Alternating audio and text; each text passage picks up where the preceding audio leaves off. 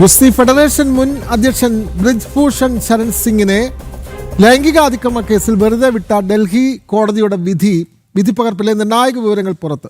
ബ്രിജ്ഭൂഷണെതിരായ ആരോപണങ്ങൾ തെറ്റായതും വ്യാജമായി കെട്ടിച്ചമച്ചതാണെന്നും ഇതിനു പിന്നിൽ കൃത്യമായ രാഷ്ട്രീയ ലക്ഷ്യങ്ങളോടെയുള്ള ഗൂഢാലോചനയുണ്ടെന്നും ഡൽഹി റൌസ് അവന്യൂ കോടതി നിരീക്ഷിച്ചു.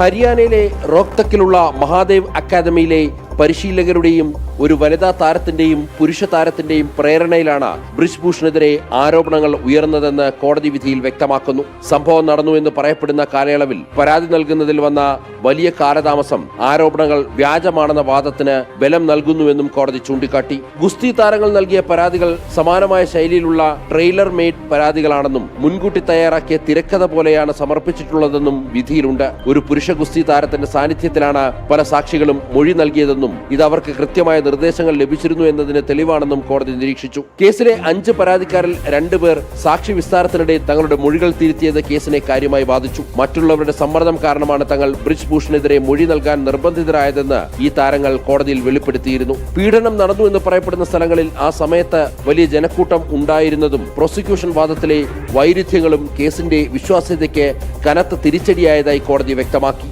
ജനം, ഡൽഹി.